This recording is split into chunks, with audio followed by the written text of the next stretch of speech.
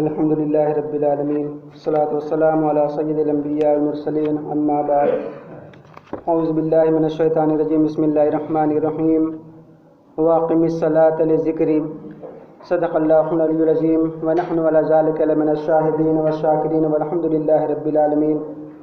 محترم حضرات، آئیے ہم اور آپ مل کر بارگاہ رسالت مآب میں درود و سلام کا نذرانہ پیش کریں اور پڑھیں اللہم صلی علی سیدنا مولانا محمد وعلی آلہ وصحبہ بارک وسلم صلاۃ و سلام علیک یا رسول اللہ صلی اللہ تعالی علیہ وآلہ وسلم۔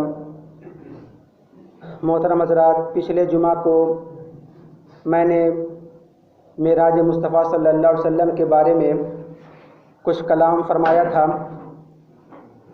اور آپ جانتے ہیں کہ جب حضور اقدس صلی اللہ علیہ وسلم معراج سے واپس تشریف لانے لگے تو اللہ تبارک و تعالیٰ نے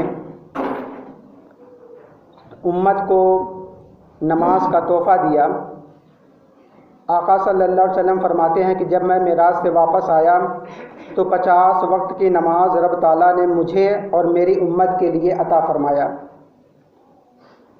مصطفیٰ جان رحمت صلی اللہ علیہ وسلم فرماتے ہیں کہ معراج سے واپسی پر میں گزر رہا تھا تو موسیٰ علیہ السلام کے پاس سے گزرا تو موسیٰ علیہ السلام نے پوچھا کہ رب تعالیٰ نے آپ کو کیا دیا؟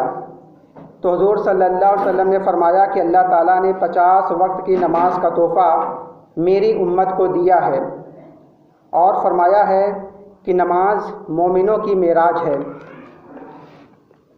اے پیارے محبوب، آپ نے خدا تعالیٰ کو دیکھا۔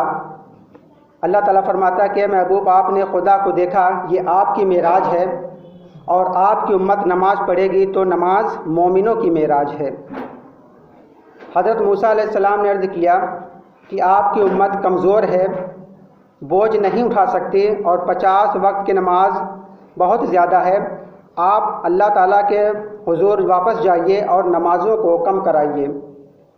امت کی کمزوری اور پریشانی دیکھ کر سرکار دو عالم صلی اللہ علیہ وسلم نے امت کے غم میں اللہ تعالیٰ کی بارگاہ اقدس میں حاضر ہوتے ہیں اور عرض کرتے ہیں کہ اے رب کریم، میری امت کمزور ہے، 50 وقت کی نماز زیادہ ہے، کچھ کم کر دے۔ تو اللہ تعالیٰ نے 5 وقت کی نماز کو معاف فرما دیا۔ ہمارے سرکار صلی اللہ علیہ وسلم پھر حضرت موسیٰ علیہ السلام سے دوبارہ ملاقات ہوئی تو حضرت موسیٰ علیہ السلام نے پوچھا کہ کتنی نمازیں کم ہوئی ہیں؟ سرکار دو عالم صلی اللہ علیہ وسلم نے فرمایا کہ اے موسیٰ، رب تعالیٰ نے بڑا کرم فرمایا اور 5 وقت کی نماز معاف فرما دی۔ حضرت موسیٰ علیہ السلام نے پھر عرض کیا کہ آپ کی امت کمزور ہے، اتنی بوجھ نہیں اٹھا سکتی، اتنی بوجھ نہیں برداشت کر سکتی، جائیے اور کم کرائیے۔ امت کے غم کو دیکھ کر ہمارے آقا صلی اللہ علیہ وسلم رب تعالیٰ کی بارگاہ میں دوبارہ حاضر ہوتے ہیں تو اللہ تعالیٰ نے اور 5 وقت کی نماز کو کم کر دیا۔ حضرت موسیٰ علیہ السلام نے 9 بار حضور صلی اللہ علیہ وسلم سے کہا اور سرکار صلی اللہ علیہ وسلم اپنے رب تعالیٰ کی بارگاہ اقدس میں حاضر ہوئے۔ اس طرح رب تعالیٰ نے حضرت موسیٰ علیہ السلام کی سفارش پر حضور صلی اللہ علیہ وسلم کی امت کے لیے 45 وقت کی نماز کو معاف فرما دیا، اور 5 وقت کی نماز رہ گئی۔ پھر بھی حضرت موسیٰ علیہ السلام نے عرض کیا کہ اب بھی بہت زیادہ ہے اور کم کرائیے۔ تو ہمارے نبی شرم و حیا کے پیکر حضور اقدس صلی اللہ علیہ وسلم نے فرمایا کہ کم کرانے کے غرض سے اب مجھے رب تعالیٰ کے حضور جانے میں شرم آتی ہے کہ کیا میری امت 5 وقت کی نماز بھی نہیں پڑھ سکتی۔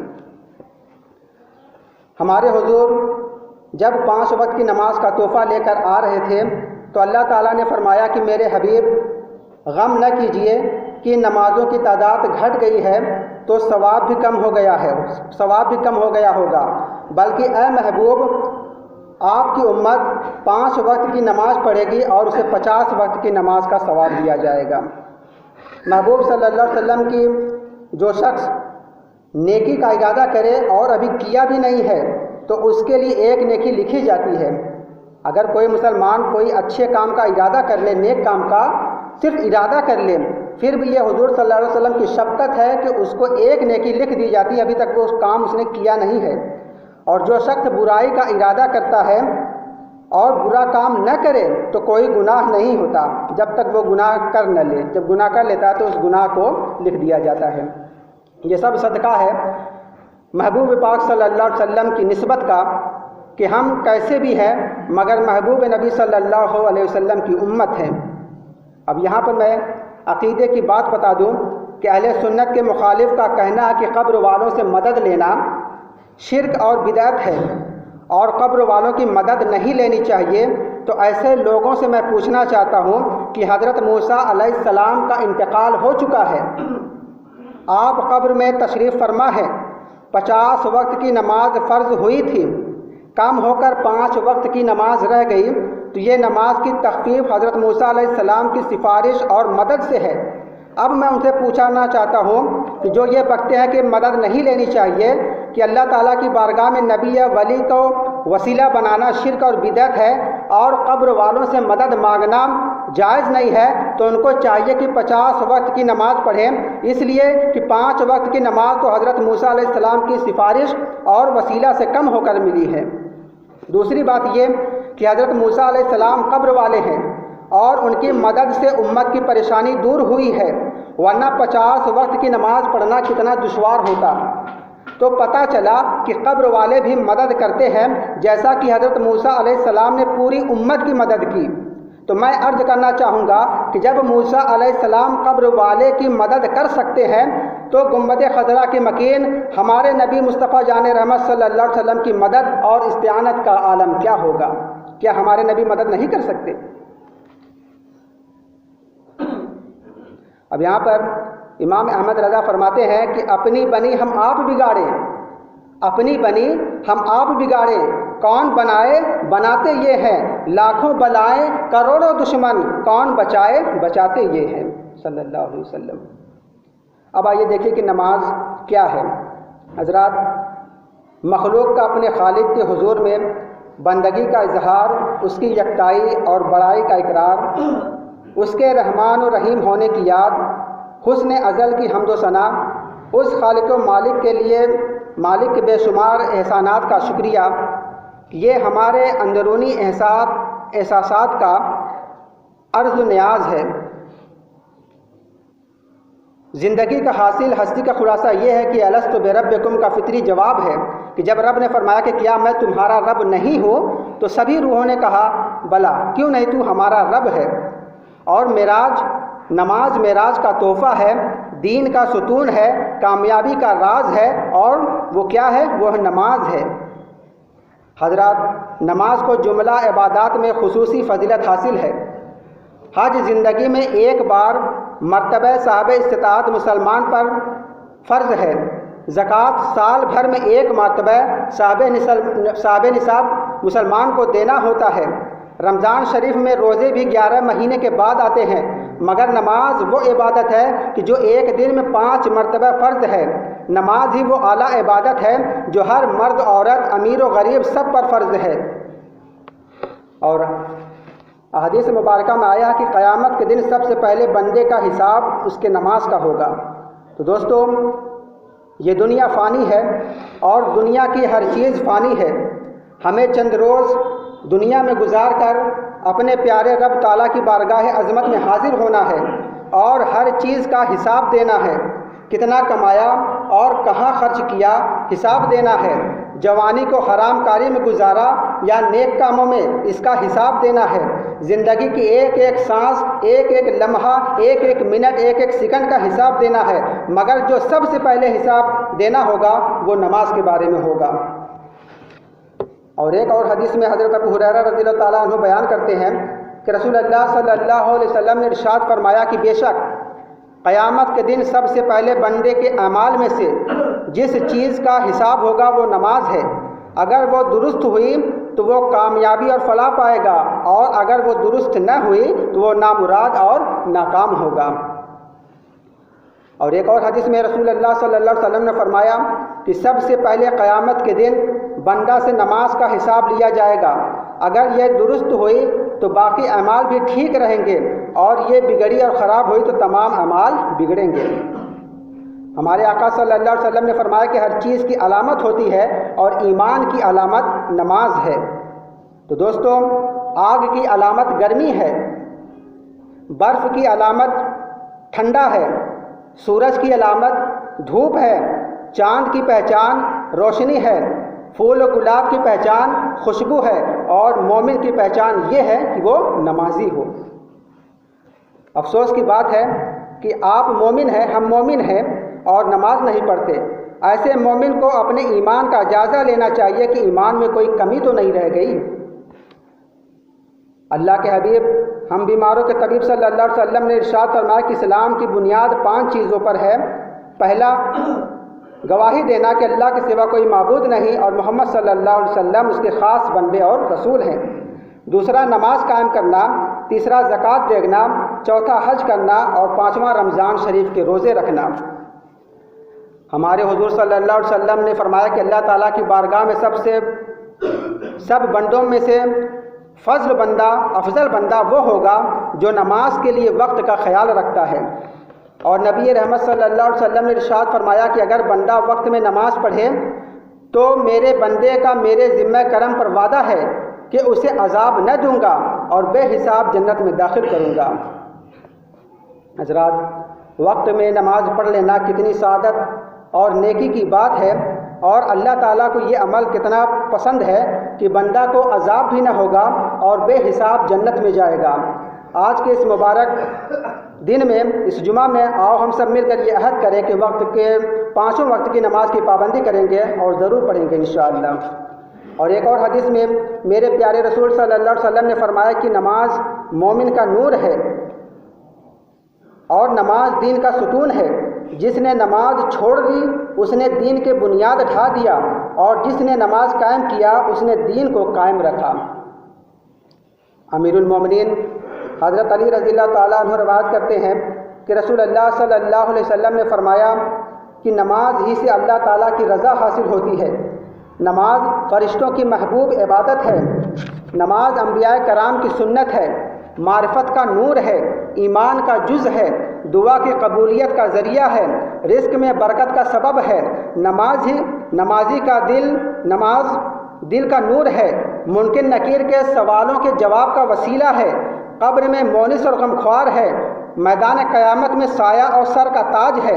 نماز دوزخ کے درمیان پردہ ہے، نماز میزان کو بوجھل کرنے والی ہے، پل صراط سے پار کرانے والی ہے، اور نماز جنت کی کنجی ہے۔ اب آئیے میں نماز کی برکت کا ایک بات بتا دوں کہ اللہ تعالیٰ کے برگزیدہ نبی حضرت نوح علیہ السلام کے قوم پر طوفان کا عذاب آیا، یہ آپ سب جانتے ہیں۔ تو اللہ تعالیٰ نے حضرت نوح علیہ السلام کو حکم دیا کہ اے نوح، جب طوفان آئے تو نیک بندوں کو اپنے ساتھ کشتی میں سوار کر لینا تاکہ نیک لوگ عذاب سے محفوظ رہیں۔ حضرت نوح علیہ السلام نے ایک بڑھیا سے وعدہ فرما لیا کہ طوفان آئے گا تو میں تم کو بھی اپنے ساتھ لے لوں گا اور اپنی کشتی میں سوار کر لوں گا۔ مگر جب طوفان آیا اور آ کر تباہیاں مچا کر چلا گیا، مگر بڑھیا کا خیال حضرت نوح علیہ السلام کو نہیں آیا۔ طوفان گزر جانے کے بعد حضرت نوح علیہ السلام کو اچانک بڑھیا کا خیال آیا اور بہت افسوس ہوا کہ چند نیکوں کے ساتھ میں نے اس کو اپنے کشتی میں شامل نہیں کیا، اپنی کشتی میں نہیں بٹھایا۔ تو اس کے بعد حضرت نوح علیہ السلام چند لوگوں کے ساتھ اس بڑھیا کی خبر گیری کے لیے تشریف لے گئے۔ دور سے بڑھیا کی جھوپڑی دکھائی دی تو اللہ تعالیٰ کے نبی حضرت نوح علیہ السلام نے اللہ کا شکر ادا کیا کہ بڑھیا کی جھوپڑی جو ہے سلامت اور موجود ہے، اور قریب تشریف لائے تو دیکھا کہ بڑھیا اپنی جھوپڑی میں نماز پڑھ رہی ہے اور عبادت میں مشغول ہے۔ حضرت نوح علیہ السلام نے بڑھیا کو سلام کیا۔ بڑھیا بولی کہ اے اللہ تعالیٰ کے نبی حضرت نوح علیہ السلام، کیا طوفان آ گیا ہے؟ آپ مجھے لینے آئے ہیں؟ حضرت نوح علیہ السلام نے فرمایا کہ بڑھیا طوفان آیا اور تباہیاں مچا کر چلا بھی گیا اور تجھ کو خبر بھی نہ ہوئی۔ بڑھیا بولی کہ حضرت مجھے طوفان کے متعلق خبر نہ ہوئی، میں تو نماز پڑھ رہی تھی، اپنے پیارے اللہ تعالیٰ کی عبادت میں مصروف تھی۔ تو دوستو، یہ ہے نماز کی برکت کہ طوفان آیا اور دنیا کو تہوبالا کر کے چلا بھی گیا، مگر بوڑھی عورت جو اپنے رب تعالیٰ کے لیے نماز پڑھ رہی تھی اس کو پتہ بھی نہیں چلا۔ تو اے دوستوں، آؤ ہم بھی نمازی بن جائیں تاکہ اللہ تعالیٰ ہمیں بھی نماز کی برکت سے ہر طوفان اور غم سے نجات نصیب فرمائے۔ حضرات، بڑھیا نماز بھی پڑھتی تھی اور اللہ تعالیٰ کے نبی حضرت نوح علیہ السلام سے محبت بھی کرتی تھی، تو پتہ چلا کہ وہی نماز برکت اور رحمت بنتی ہے جو نبی کی محبت اور غلامی کے ساتھ ادا کی جائے۔ آج ہمارے مخالف کہتے ہیں کہ ایسی نماز پڑھو کہ جس میں نبی صلی اللہ علیہ وسلم کا خیال نہ آئے۔ نماز میں درود و سلام دونوں موجود ہیں، نبی صلی اللہ علیہ وسلم پر درود پڑھا جائے اور نبی کا خیال نہ آئے، یہ کیسے ہو سکتا ہے؟ نبی صلی اللہ علیہ وسلم پر سلام بھیجا جائے اور نبی صلی اللہ علیہ وسلم کا خیال نہ آئے، یہ تو ممکن ہی نہیں ہے کہ جب درود پڑھو گے تو درود والے کا خیال ضرور آئے گا، سلام بھیجو گے تو جس پر سلام بھیج رہے اس کا خیال ضرور آئے گا۔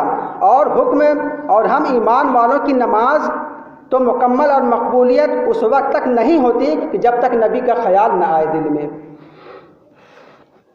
یہ تو تھی نماز کی برکت کہ اللہ تعالیٰ نے کیسے اس بڑھیا کو بچا لیا، اور جو نماز نہیں پڑھتے ان کے بارے میں حضرت عیسیٰ علیہ السلام کا گزر ایک بستی پر ہوا کہ جس میں خوب سرد و شاداب درخت کھڑے لہرا رہے تھے، صاف و شفاف پانی کے چشمے بہہ رہے تھے، بستی میں بڑی آبادی اور شادابی تھی۔ چند سالوں کے بعد حضرت عیسیٰ علیہ السلام اس بستی سے گزرے تو دیکھا کہ درخت سوکھے ہوئے ہیں، پانی کے چشمے خشک ہو چکے ہیں، مکانات گر پڑے ہیں۔ آپ یہ تباہی اور بربادی کا منظر دیکھ کر سوچنے لگے کہ اس بستی والوں کا اور اس میں رہنے والوں کا حال اتنا برا کیوں ہوا؟ حضرت عیسیٰ علیہ السلام پر وحی نازل ہوئی اور بتایا گیا کہ اس بستی والے نماز نہیں پڑھتے تھے، یہ نماز چھوڑنے کا وبال ہے، اس لیے یہ بستی ویران اور برباد ہو گئی ہے۔ تو محترم حضرات، وہ گھر برباد ہے جہاں نماز ہی نہ ہو، وہ بستی ویران ہے جس میں نماز پڑھنے والے نہ ہوں۔ آؤ ہم سب اپنے اپنے گھروں کو، اپنی اپنی آبادی کا محاسبہ کریں کہ ہمارا گھر، ہمارا محلے آباد ہے یا ویران و برباد ہے، اور توبہ کا دروازہ ابھی بند نہیں ہوا ہے۔ خوب نمازیں پڑھو، گھر والوں کو نمازی بناؤ، بلکہ پورے محلے والوں کو نماز کی دعوت دو۔ یہ ہماری اور آپ کی ذمہ داری ہے کہ گھر بھی آباد رہے، محلہ بھی آباد رہے، شاد بھی رہے، اور قیامت کے دن اپنے پیارے رب تعالیٰ سے خوب انعام و اکرام کی دولت سے مالا مال ہو سکو۔ ہمارے آقا رحمت عالم صلی اللہ علیہ وسلم نے ارشاد فرمایا کہ جب تمہارے بچے 7 سال کے ہو جائیں تو انہیں نماز کا حکم دو، اور جب 10 سال کے ہو جائیں تو مار کر نماز پڑھاؤ۔ اے ایمان والو، جب 7 سال کے بچوں کے لیے نماز کی تاکید کا حکم ہے تو ہمارے جوانوں اور بوڑھوں پر کیا نماز معاف ہو سکتی ہے؟ ہرگز نہیں۔ لہٰذا نماز پڑھو۔ میری گزارش ہے کہ دوستو نماز پڑھو، بچوں کو بھی پڑھاؤ، اور جب پورا گھر نمازی ہوگا تو گھر کی رونق و برکت کا عالم ہی کچھ اور ہوگا۔ اللہ تعالیٰ ہمارے گھروں کو ہمارے نبی مصطفیٰ صلی اللہ علیہ وسلم کی الفت و محبت کے جلووں میں اور نماز کی برکتوں سے جگمگا دے۔ وآخر دعوانا الحمد للہ رب العالمین۔